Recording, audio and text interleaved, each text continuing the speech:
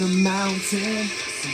What's happening, everybody? If you're into chess, you know the World Chess Championship is going on between Nepomniachtchi and Liren. It's very interesting this year, considering Magnus Carlsen decided not to defend his title. Seems like he's off trying to dominate the poker world as well, as if he isn't already good enough at enough things. I don't believe you at all.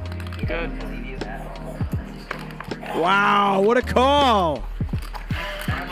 What a call! So now we have two heavyweights duking it out on the biggest stage imaginable in the chess world. This event has everything, you know. We got characters to follow, we got themes, storylines. And you know, I don't want to waste any more time, so we're just gonna get right into it. So, new World Chess Championship. We go in and we start with, what was the move? Excuse me, e4. And then we get to e5. Knight f3, knight c6, bishop b5, a6. We're in the Roy Lopez. And we get bishop a4, get a knight f6, and castles.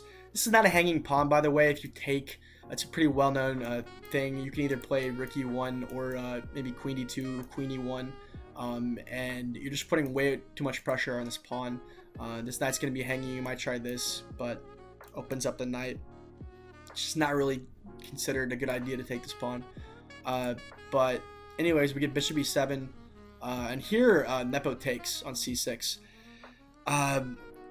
But this was a bit of a surprise to Ding and many of the people watching, because this is actually a variation that he's never really played before.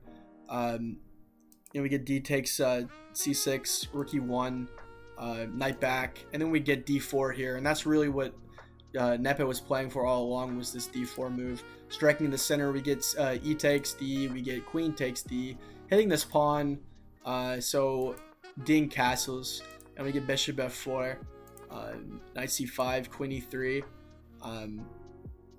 and really, you want to make more threats. This is a lot more dangerous for black than just trading the queens, but it's also more dangerous for white in some ways. So we ended up getting bishop g4, maybe thinking about trading the knights off, but not the most accurate move in the world. We get knight d4 here. An idea is really to play f3, kick this bishop out of there.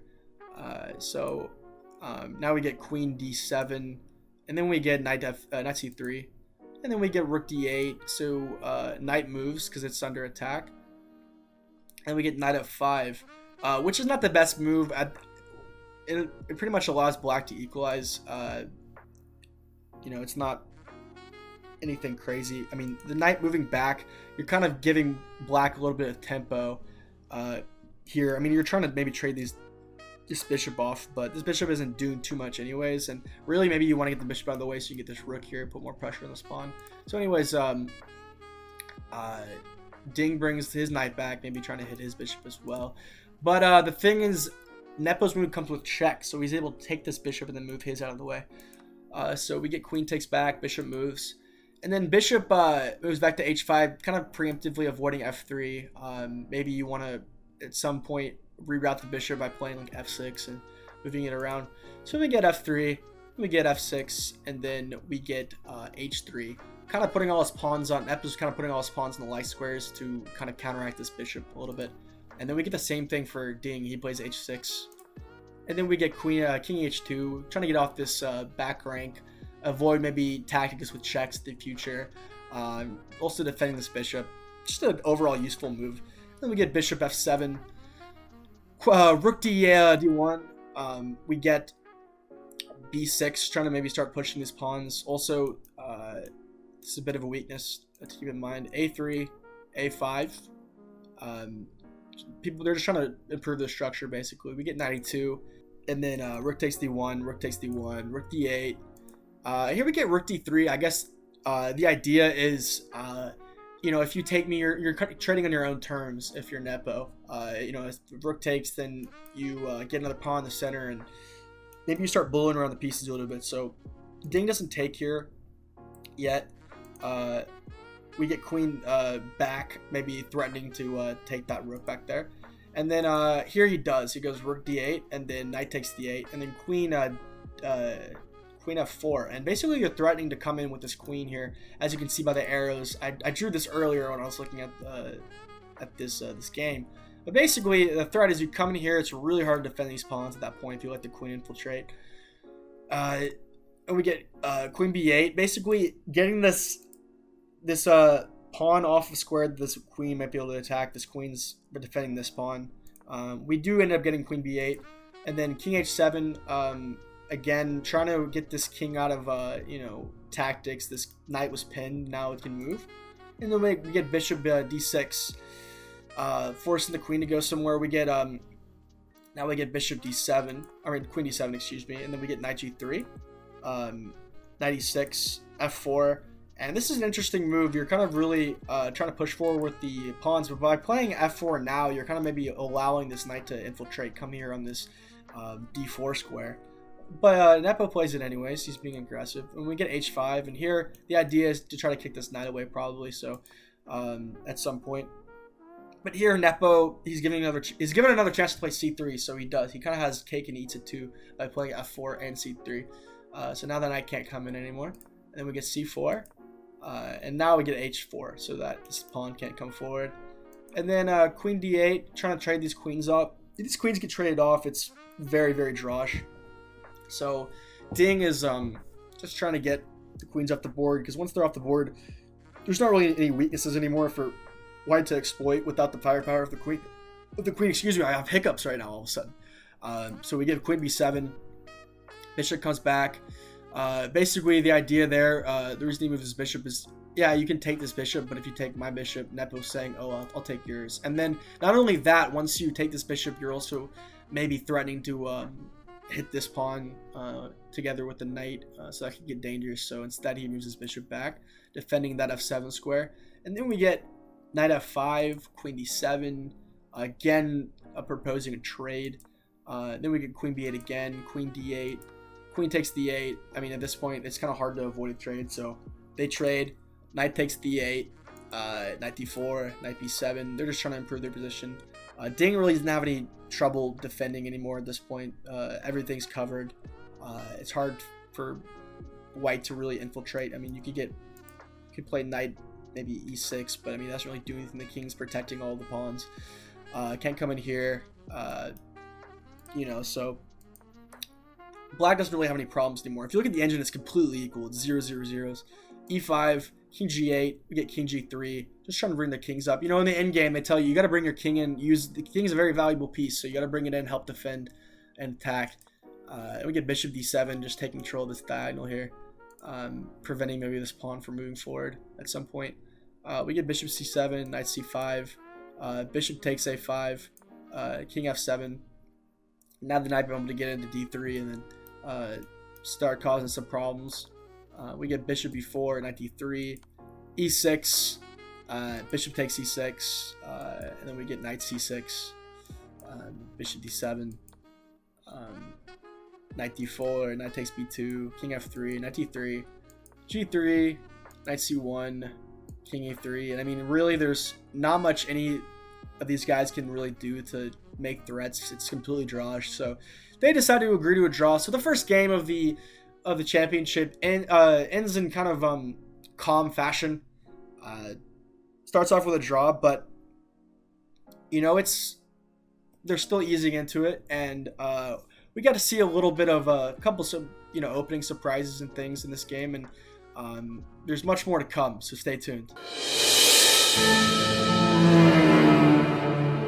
So game 2 started with d4, then we get knight f6, and then c4. So looks like it could be the start of a King's Indian. Lots of different possibilities out of this opening. And then we get e6, knight f3, and then we get d5. And then here is the interesting move here. This is a novelty. Everyone, including Nepo, was expecting Ding to play g3 here, which would kind of normally go, for instance, into like the Catalan.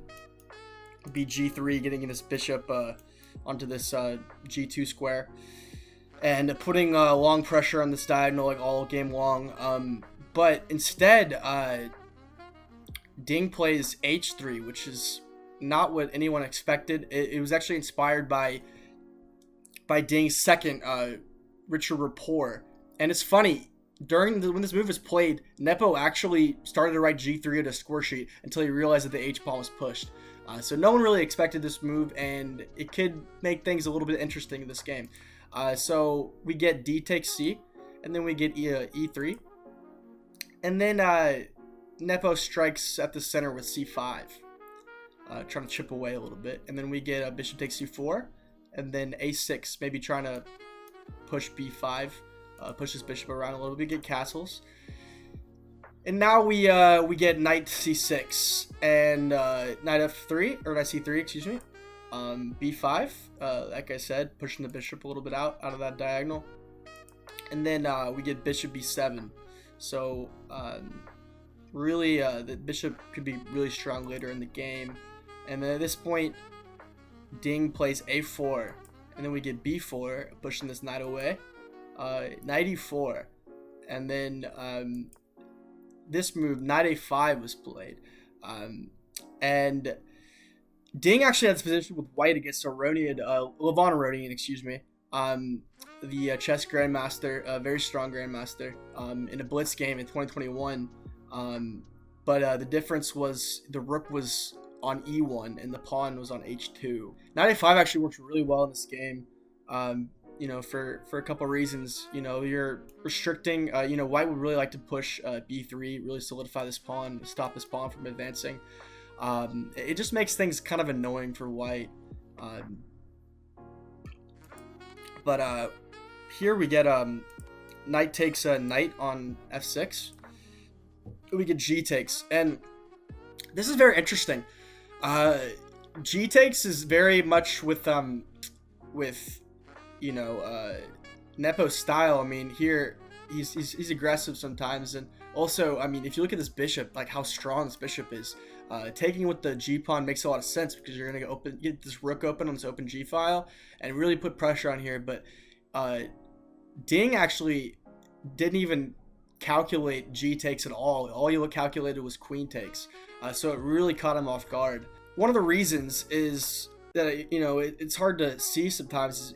From a positional standpoint, it's a little bit ugly. It doubles these pawns, but just tactically and more concretely, this is just so strong. And so just Ding just happened to overlook this move. We get E4. Ding's trying to block off his diagonal, and here you really had to play D takes C3. I mean, Nepo gets this move in C4, and his pieces are just getting pushed back. He's super cramped. You really got to take here, open the center up a little bit, and basically make this king more exposed and really try to punish the fact that he took with the G pawn. Instead, you're going to get the center is going to close, and then he's just going to get this quick attack. So we get C4, bishop goes back, and then we get queen C7, and then bishop D2, rook G8, and I mean, this attack is brewing. It looks pretty terrifying, honestly, to play. And we get rook C1. And here, Nepo queenside castles. Putting some pressure on this pawn. Maybe he wants to make sure his king is safe, and also get his other rook onto this file. Maybe double up a little bit later. We get bishop D3. I started playing it on accident. We get bishop D3. The idea is, I mean, if you take, you lose your queen with check, I guess. But and also maybe Ding in the future, he really wants to bring his bishop to F1 and really guard this pawn because it's going to be a very big target pretty soon. But now simply the king moves out of the way, and soon this bishop's not going to be able to stay here forever. So now we get F5, striking at the center. And at the press conference after the game, Ding really praised this move, and it's easy to see why. You're hitting this pawn. And not only that, I mean, if the bishop's gonna have to move pretty soon, so you're just gonna be able to take, and it's gonna hit this knight, and it just causes a lot of issues in White's camp. So Ding brings the bishop back, and then you really can't take F5. If you take F5, then you actually, let me show this line actually. So The problem is if you take f5, then you get rook takes d4, and pretty much the whole white position is just going to collapse here. You know, knight takes, rook's going to take g2. Again, this bishop is so strong. And then king's got to run, rook takes f2. Just everything collapses here. So you can't take. You can't take, even though you'd like to, in a lot of instances. So instead we get bishop back, knight c6, and you know f6 is another possible idea. It's pretty good. Nepo was saying that, you know, if you push, you know, f6, you can bring your queen over and to g7, really put pressure on that pawn. But instead we get knight c6. He ends up playing that instead. Bishop g5. I mean, it's really hard to play this for white. You know, at this point, it's kind of hopeless, and you're really kind of grasping at straws here if you're Ding. So we get rook takes g5, knight takes g5, and then knight takes d4. And black just has really active pieces, you know, a pawn and a big attack, and white's pieces are just very clumsy, uncoordinated. They really can't do much right here, even though they're up in exchange technically. Ding is. We get queen h5, f6, you know, simply trying to bring the queen over. You're gonna get this bishop out of the way, you know, and then get the rook over. We get, you know, knight back to f3. Knight takes c2, rook takes c2. We get bishop takes c4, rook d2. Trying to trade off his other pair of rooks and trying to make this, you know, the exchange more felt.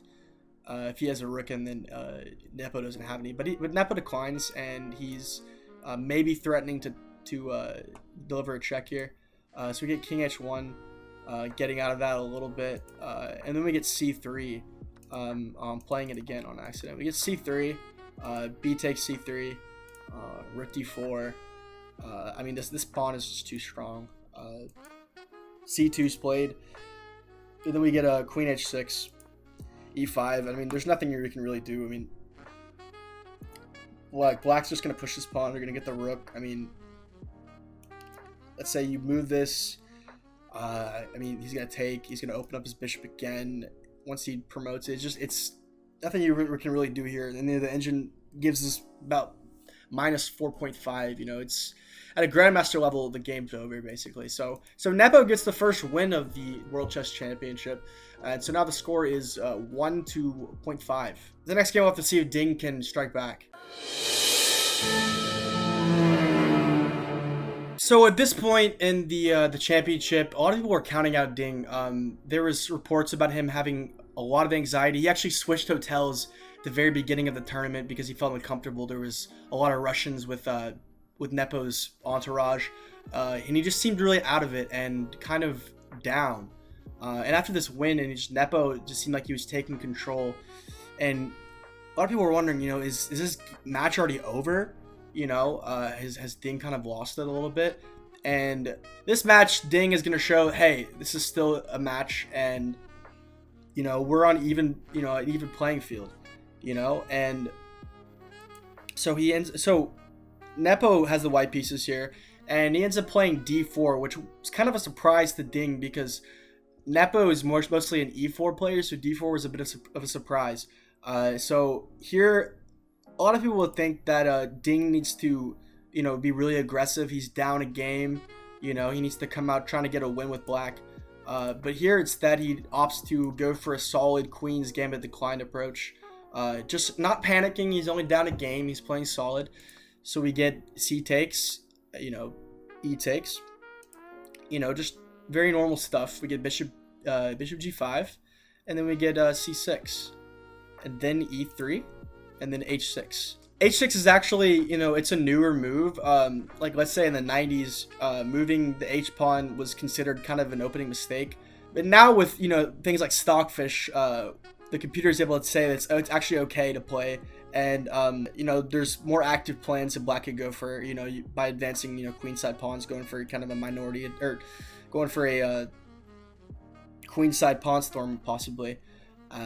You know, but anyways, h6 gets played and bishop comes back, and then we get bishop d7 or e7, and then we get bishop d3, Ding castles, and then Nepo puts his queen on c2. Maybe in the future, this battery can be pretty strong, but he just kind of wants to get his queen off the back rank. Maybe he's thinking about queenside castling and then doing his own pawn storm on the king side. And then we get rook e8, lining up with the king, just putting it in a better square. We get knight ge2, knight b d7, and then we get castles from Nepo. And then Ding here plays a5, really making his intentions clear. He's gonna pawn storm. This is really his more position of strength. It seems like White's gonna be stronger in the king side a little bit, and so we get a3. Maybe just trying to slow down these pawns a little bit. Maybe you think about playing b4 at some point. Knight h5. This is a pretty common way to try to trade the bishops off. You move the knight out of the way, and either the bishop trades for the bishop, or you move the bishop back and you let it get traded for the knight. And generally, letting the other person get the bishop pair is not really advisable. So it kind of, in some ways, at the grandmaster level, forces a trade. So we get bishop takes, queen takes, and then rook a1, just putting the rook on a better square, lining it up on this e-file, which is probably going to be a big battleground in the future. A big plan is going to be, bringing this knight to c1, playing f3, and then trying to really build up to e4.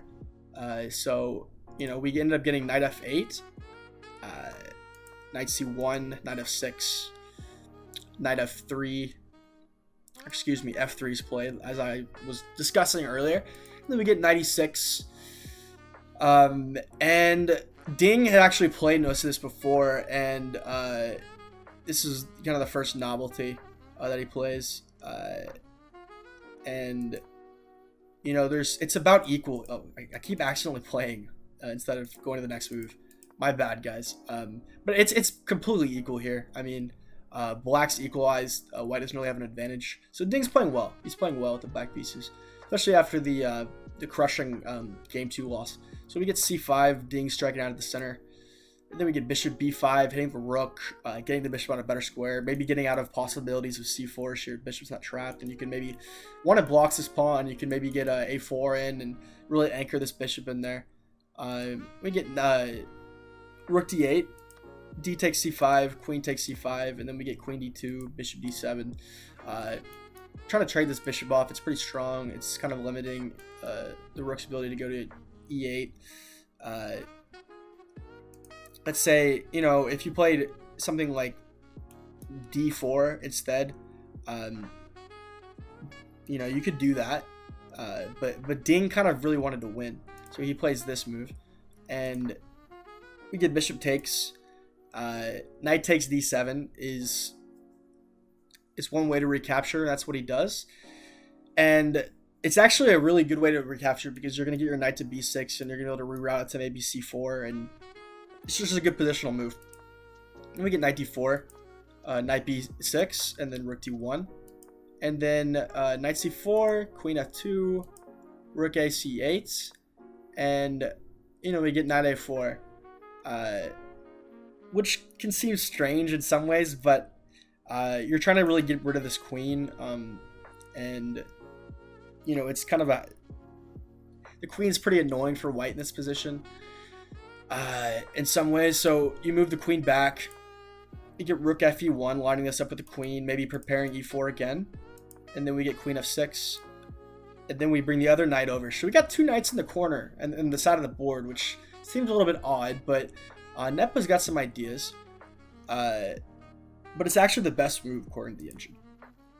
If we get knight c7, you're trying to prevent, he's trying to prevent the knights from getting in. So we get knight d4 back, and then knight e6, and then this is kind of how the game ends. We end up repeating moves, and so with that, the engine says it's totally equal. It's a draw. They're playing the best moves of the grandmasters, but after that, Ding gets the draw, and suddenly it's like, okay, Ding is stabilized a little bit, and we may really get a serious World Chess Championship after all. So that's game 2, or excuse me, game 3.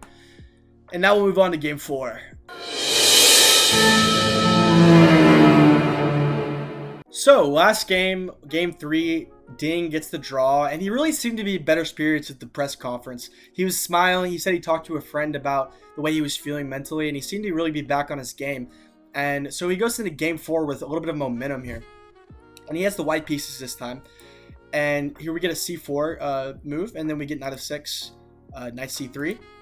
And then Nepomniachtchi strikes out with e5. Just trying to take control of the center a little bit. Knight of 3, we get knight c6, and then we get e3, bishop b4.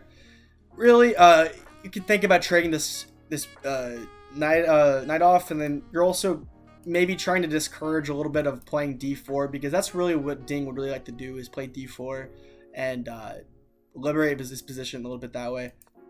We get queen c2, so that if bishop takes, you can take with the queen, maybe, so you don't mess up your structure. And we get bishop takes c3, which is considered the most accurate according to the modern theory. And here, taking with the queen is possible, but here b takes c3 is played, which seems pretty intriguing and different. You know, like what it makes you really wonder that, like, what's the point of putting this queen on c2? But basically the idea is now you're gonna play, you know, play with e3 and e4 and try to really assert your dominance with the center with the bishops, basically. And so we're gonna get d6 and then e4. And we play e4 and really got a huge clamp on this d5 square, and with this pawn still being on c3, the knight really can't come in. So white's got a pretty good, even though it's a weird looking position with these double pawns, white's got a pretty, you know, solid position. They got a lot of squares controlled here. And we get castles, bishop e2, preparing the castle as well for Ding. And then we get knight a5, just trying to activate the knight, maybe get it onto this weaker f4 square, anchored with this pawn. And then we get a d4, and then, like I said, the knight comes in. And it's a little bit rare according to, you know, a top play. And it really changes the position, because, you know, if you take here, then black's gonna lose a pawn in the center, and these pawns might get rolling. Basically, the computer doesn't really love it. Basically, there's some better moves he could have possibly played. Like, let me go back, make sure. Like here, the engine. What does the engine want? The engine actually wants queen f6, and it's basically equal. Black is maybe very slightly better, but instead we get knight f4, and then bishop snaps it off. We get pawn takes, and then we get castles. And white doesn't have the bishop pair anymore, but they have a really nice center. Ding's got an amazing center here. Pretty solid as well. The knight really can't do anything, can't really infiltrate, and it's really hard to challenge it. So we end up getting queen f6 now, and then rook fe1, rook e8. And here it's a pretty critical moment of the game. Black's got to do something about this white center. It's restricting his pieces a lot. Maybe you can try to bring your bishop out here and take this knight out. But black's got to do something a little bit. We get bishop d3. Not the most accurate move, but it's not bad at all. You're kind of just adding more support to this this important e4 pawn. And now we get bishop g4. And knight d2, you don't really want to let the bishop trade and double your pawns over here and open up your king. So you move the knight out of the way. And then we get knight a5, which is pretty natural. You know, it's played a lot in things like the Nimzo Indy defense. And what you're trying to really do here is play b6 and then c5. So it's a longer term plan to try to strike at the center. But here it's that we get c5 right away. which is a pawn sacrifice actually, but really what you're trying to do is just make these pawns more mobile. This d6 pawn is really the only thing standing in the way of these pawns just rolling. Like, you can't really play e5 here because it takes. But if you play this move first, maybe you get e5 in, and that's pretty scary if you're black. So we get d takes c, and then we get e5, like I said. e5, we get queen h6, and then we get d5. And you look at this center, it's a beautiful center. You're maybe going to get c4 in as well.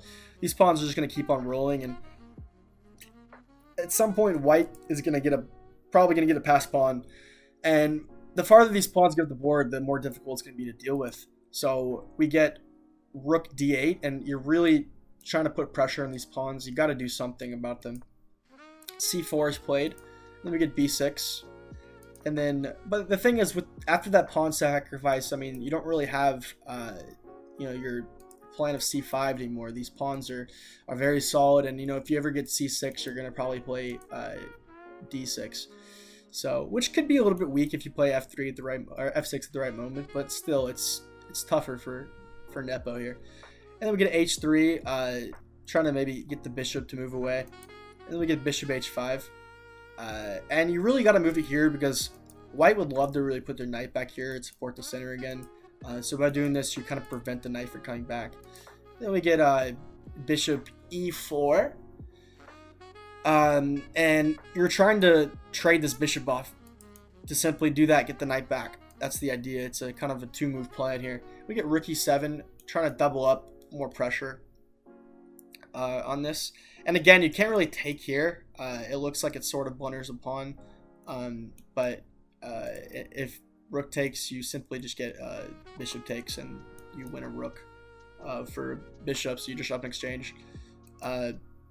So instead we get queen c3, rook d8, bishop f3, trying to trade the bishops off, and then also opening up the rook to defend this pawn. And then we get knight b7, rook e2, trying to double up themselves.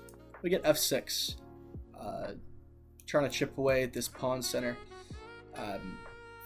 But now we get e6, which is kind of forced. I mean, you really can't allow them to take. If you allow them to take here, you don't have enough defenders, and also you're going to let this black pawn, you're going to let black get their own nice kind of center. And if you take, you're just going to lose a piece, so you kind of really have to push here. And then we get knight e6, rook a1, knight f5, and this knight's going to be a little bit annoying. It's probably going to jump into sink its teeth into d4 here. So now we get bishop takes, queen takes h5, and then we get rook e4. And here, maybe trying to take this pawn, but Ding had a better idea actually here, because you'll see in a minute, queen h6, queen f3, and then knight d4 is played. And honestly, even for me, I'm a little bit lower level, I feel like that's a pretty easy exchange sacrifice to make. You got this huge center. This knight is their best piece, and this rook is, this rook is worth 5 points, but this knight is very strong. So yeah, so Ding ends up taking this off the board, and it seemed like it took Nepo by surprise a little bit in the game. I remember seeing something about Anish Giri, who was commentating the game. Basically, is like, oh, like that you should be able to, excuse me. I was hearing somewhere that Anish Giri was basically confused that Nepo even allowed this. It seems like it is fairly simple to see, but I guess Nepo didn't really expect him to trade there. So we get rook takes d4. And Nepo saw it, but he didn't think it was very strong. Obviously, they're grandmasters; they're gonna see this stuff.